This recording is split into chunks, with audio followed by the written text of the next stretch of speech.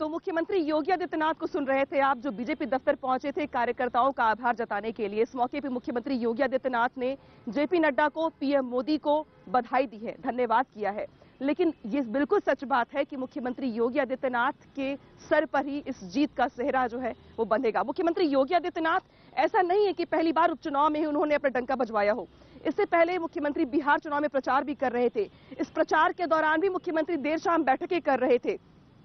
उपचुनाव का जिम्मा भी था मुख्यमंत्री के पास। इस कोरोना काल में हर दिन जो बैठकें होती हैं कोरोना को लेकर, उसकी भी जिम्मेदारी थी। इसके अलावा भी जहां जहां मुख्यमंत्री को भेजा गया है यूपी के बाहर भी प्रचार करने के लिए, वहां बीजेपी को बढ़त मिली है, सीटों में इजाफा हुआ है। यानी कि पार्टी को भी ये लगता है कि मुख्यमंत्री योगी आदित्यनाथ का वो चेहरा जिसके जरिए पार्टी हर जगह पे वोटरों को प्रभावित करने में सक्षम होती है, सफल साबित होती है। और बिहार में भी कुछ ऐसा ही दिखाई दे रहा है, जहां पे मुख्यमंत्री ने 18 जगहों पर रैलियां की थी, जिसमें 10 से 12 सीटें ऐसी हैं जहां पर एनडीए को फायदा हो रहा है। मुख्यमंत्री योगी आदित्यनाथ की इसी कड़ी मेहनत और स्ट्रेटेजी का नतीजा यह है कि आज बीजेपी को उपचुनाव में 7 में से 6 सीटों पर जीत हासिल होती दिखाई दे रही है।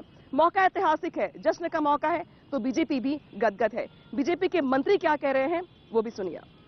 उत्तर प्रदेश के उपचुनाव में जो जनता ने हमें आशीर्वाद दिया है, हमारे कार्यकर्ताओं के परिश्रम को और आदरणीय योगी जी की अगुवाई में हमारी सरकार ने जो काम किया है उस पर मोहर लगी है। जो चुनाव से पहले कह रहे थे कि यह सेमीफाइनल होगा, तो वह हम तो नहीं कह रहे थे, लेकिन हम कह रहे थे कि हम जीतेंगे और शानदार सफलता प्राप्त करेंगे, और हम लोगों ने जीता है और आगे भी जीतेंगे। 2014 से जो विजय अभियान शुरू हुआ है वो 2020 तक चल रहा है। 22, 24, फिर आगे 27 और फिर उसके आगे 28, 29 चलता रहेगा। ये भारतीय जनता पार्टी की सरकार की जो नीतियां रही हैं उस पर मोहर लग रही है। जो भारतीय जनता पार्टी के मुख्यमंत्री का नेतृत्व है उस पर मोहर लग रही है। और जिन लोगों को लग रहा था कि 2022 के पहले ये उलट-पुलट होएगा और उससे उनके लिए माहौल बनेगा, वो निराश हैं। मैं कार्यकर्ताओं को बधाई देता हूं और जनता का आशीर्वाद लेता हूं और उनके मतलब एक तरह का मैं प्रदेश अध्यक्ष के नाते शीश झुकाकर उनको वंदन करता हूं, उनका अभिवादन करता हूं, उनका स्वागत करता हूं। जिस प्रकार जनता जनार्दन ने ये जनादेश दिया है और आदरणीय मोदी जी, योगी जी की लोकप्रियता का भी परिणाम है कि उन्हीं के कारण ये जीत हम लोग हासिल कर रहे हैं। उससे साफ जाहिर है कि उत्तर प्रदेश की जनता ने पूरा विश्वास जताया है भारतीय जनता पार्टी के सुशासन पर, विकास पर, सबका साथ सबका विकास और सबके विश्वास पर मोहर लगाई है उत्तर प्रदेश की जनता ने। क्योंकि अभी भी सबको साफ समझ में आ रहा है कि अगर कहीं विकास है, कहीं न्याय है, कहीं सुरक्षा है, तो वो भारतीय जनता पार्टी के नेतृत्व में है। और इसीलिए आज पूरी प्रदेश की जनता ने फिर से भारतीय जनता पार्टी के पक्ष में वोट करके ये बता दिया है कि हम भारतीय जनता पार्टी के विकास और सुशासन से सहमत हैं। तो सरकार से लेकर संगठन तक जीत के बाद किस तरीके का माहौल है, किस तरीके की प्रतिक्रियाएं हैं, वो सुन रहे थे आप। इस वक्त मैं विधानसभा के ठीक सामने मौजूद हूं और बेहद खूबसूरत नजारा यहां से दिखाई दे रहा है विधानसभा का भी, ठीक वैसे ही जैसे आज बीजेपी के लिए ऐतिहासिक मौका है। दरअसल 2022 के लिए इस पूरे चुनाव से कोई बहुत फर्क पड़ने वाला नहीं था, विधानसभा के स्थिरता को लेकर के भी या सरकार की स्थिरता को लेकर भी। लेकिन बड़ा संदेश 2022 को लेकर जरूर जाएगा, क्योंकि इसके बाद पंचायत चुनाव होने हैं। पंचायत चुनाव के बाद सभी पार्टियां चुनावी मोड में चली जाएंगी, जहां पर 2022 को लेकर तैयारियां शुरू हो जाएंगी। तो बीजेपी के सामने इस बात को लेकर चुनौती थी कि वो इस बात पर मुहर लगवा सके कि जो अब तक 3.5 साल का कामकाज रहा है वो जनता को पसंद आ रहा है, जनता उस पर अपना समर्थन दे रही है। समाजवादी पार्टी के सामने भी इस बात को लेकर चुनौती है कि वो बीजेपी के सामने यानी कि सरकार के सामने एक बड़ी चुनौती के तौर पर खड़ी रहे। लेकिन इस उपचुनाव में कम से कम जनता की ओर से जो रुझान आए हैं या जो वोटिंग परसेंटेज है या हम सीटों की अगर बात कर लें, तो नतीजे यही बता रहे हैं कि सरकार के कामकाज पर जनता ने भी मुहर लगाई है और जनता ने ये कहा है कि योगी का काम उन्हें पसंद आ रहा है। इस बीच जो बीजेपी के प्रत्याशी हैं उन्नाव से और बांगरमऊ से, वो भी बेहद गदगद हैं और जीत के जश्न में डूबे हुए हैं। न्यूज़ 18 से खास बातचीत में उन्होंने क्या कहा है, सुनिए आप भी।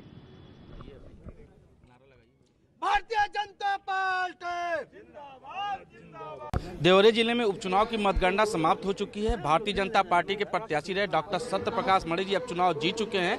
न्यूज 18 ने सबसे पहले यही दावा किया था कि 29 साल बाद इस जनपद के सदर विधानसभा सीट का समीकरण बदलेगा और कोई न कोई ब्राह्मण प्रत्याशी होगा, ब्राह्मण कैंडिडेट जीतेगा। इस समय हमारे साथ बातचीत करने के लिए मौजूद हैं यहाँ के विजयी प्रत्याशी डॉक्टर सत्य प्रकाश मणि जी। सर, जीत का श्रेय किसको देना चाहेंगे? मैं जीत का श्रेय अपने आदरणीय माननीय प्रधानमंत्री श्री नरेंद्र मोदी जी को, माननीय मुख्यमंत्री पूज्य योगी आदित्यनाथ जी महाराज को, समस्त भारतीय जनता पार्टी को, समस्त कार्यकर्ताओं को और समस्त जनता को अपनी जीत का श्रेय देना चाहता हूँ। आप अब चुनाव जीत चुके हैं तकरीबन 20,000 अधिक से मतों के। अब ये बताइए पहला काम आपका कौन सा होगा जनपद में? मैं यहाँ अध्ययन करूँगा कि क्या किया जा सकता है, लेकिन के सामने आ रहे हैं तो हमारे 7 सहयोगी अलग अलग जगहों से हमारे साथ जुड़ रहे हैं जो बताएंगे कि अब वहां पर किस तरीके का माहौल है। देवरिया, जौनपुर, टुंडला को छोड़कर बाकी सभी जगहों से हमारे साथ हमारे सहयोगी जुड़ रहे हैं। सबसे पहले मैं जाऊंगी कानपुर में अमित गंजू के पास। अमित गंजू जी, ये बताइए कि जिस तरीके से घाटमपुर में सुबह से कई बार समाजवादी पार्टी भी आगे बढ़ी कई राउंड की वोटिंग में, हालांकि शंकर आनंद भी जुड़ गया हमारे साथ। शंकर आनंद के पास पहले चलते हैं। शंकर आनंद, ये बताइए कि अभी वहां पर किस तरीके का माहौल है? जस्ट में डूबे हैं लोग या फिर अभी कहा जा रहा है कि ठीक है, हो गया, जितना जस्ट होना था वो हो गया?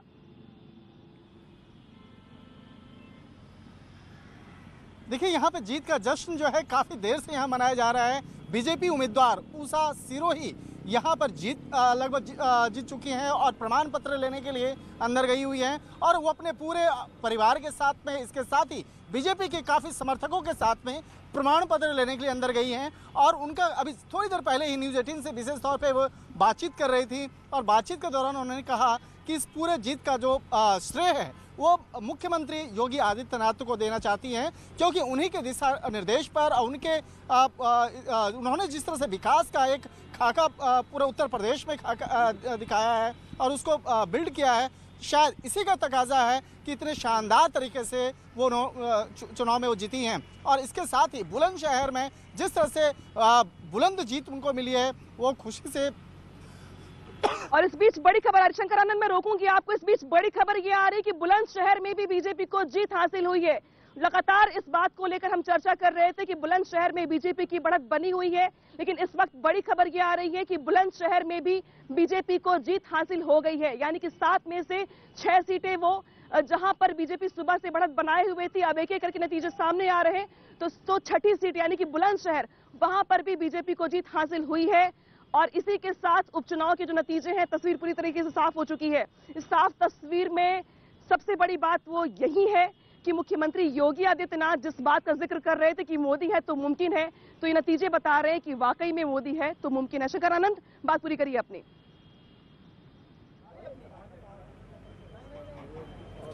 वाकई में अभी उषा सिरोही से मेरी बात हो रही थी, उनका कहना था कि जिस तरह से अगर योगी आदित्यनाथ खुद इस पूरे चुनाव को मॉनिटर कर रहे थे और वो चुनाव को मॉनिटर करने के साथ साथ किस तरह से इस चुनाव को जीतना है, किस तरह से इसका एक मंत्र जो है वो अपने तमाम उम्मीदवारों को दिया और कहा कि कहाँ पे आपका मजबूत पक्ष है, कौन सा आपका वीक पक्ष है, मैंने कि कमजोर कड़ी को किस तरह से शंकर, मैं रोक रही हूं आपको, फिलहाल वक्त है छोटे से ब्रेक का। ब्रेक के बाद जब वापस लौटेंगे तो बात यहीं से शुरू होगी कि आखिर किस तरीके का माहौल है जिलों में जहां पे बीजेपी को जीत हासिल हुई है।